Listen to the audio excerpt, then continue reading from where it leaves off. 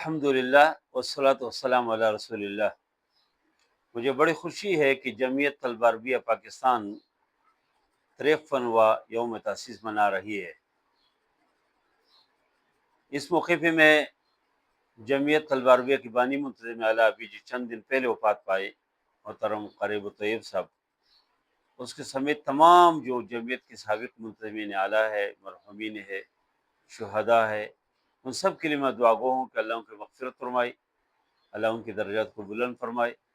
اور ان کی فیضات و برکات اللہ جمعیت طلبہ عربیہ کے تمام سابقین اور تمام موجودہ نظم و کارکنان کو پر اللہ رکھے۔ میں دعا گو ہوں کہ جمعیت طلبہ عربیہ کو اللہ تعالیٰ دن دگنی رات چگنی ترقی عطا فرمائے۔ جمعیت کے جو کارکنان ہے، جو ارکان ہے، جو امیدواران ہے، جو ذمہ داران ہے، جو محنت کرتا ہے، اللہ تعالیٰ ان سب کے علم عمل میں اضافہ فرمائے۔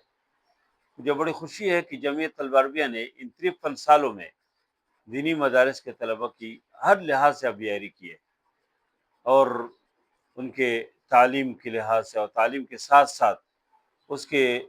جو تربیت ہے اس کے اوپر خصوصی توجہ دی۔ جب ایک طالب علم دینی مدرسے میں آتے ہیں تو جمعیت طلبہ عربیہ ان کو خوش آمدید کہتے ہیں، ان کو اہلا و سہلا مرحبا کہتی ہے، ان کی رہنمائی کرتی ہے، اور اس کے بعد پھر سال کے درمیان بھی ان کی جو ضروریات ہو، جو مسائل ہو، جو پریشانی ہو، اس حوالے سے ان کی مدد کرتی ہے۔ اور اس طرح ایک طالب علم ایک مدرسے کے اندر 8 سال جب گزارتے ہیں تو موقع موقع پہ اور ہر قدم پہ جمعیت ان کی رہنمائی کرتی ہے، شبیداریوں کی شکل میں بھی، اس طرح اسٹڈی سرکل کی شکل میں بھی، اجتماعی مطالعے کی شکل میں بھی، مختلف تقریبات اور اجتماعات کی شکل میں بھی، اور اس طرح عربی کو اور تدریب المعلمین اور یہ جو مختلف سلسلے ہیں،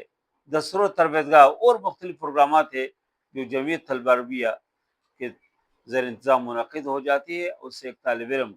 کے ہر لحاظ سے ان کا بیاری ہو جاتے ہیں۔ جمعیت طلبہ عربیہ کا ان کی بنیاد چند نوجوان لاہور کے اندر مل کے انہوں نے بنیاد رکھی۔ اس وقت قاری ابو طیب صاحب اس کے بانی منتظم اعلیٰ تھے، ان نے 25 لوگوں کو لاہور کے اندر جمع کیا، اس کی بنیاد رکھ دی، لیکن ان کے اخلاص کی وجہ سے، ان سابقین کے اخلاص کی وجہ سے، ان کی محبت کی وجہ سے ابھی جمعیت طلبہ عربیہ صرف لاہور میں نہیں ہے، صرف چند مدارس میں نہیں ہے، اور 25 افراد کا جو قافلہ تھا ابھی ہزاروں کی شکل میں موجود ہے۔ اور لاہور کے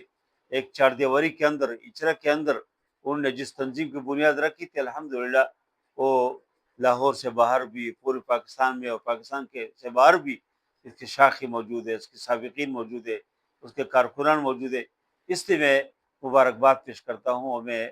دعا گو ہوں کہ اللہ تعالیٰ ان ساتھیوں کی جو محنت کرتے ہیں، اللہ ان کی محنت کو برابر فرمائے۔ جمعیت طلبہ عربیہ کی اس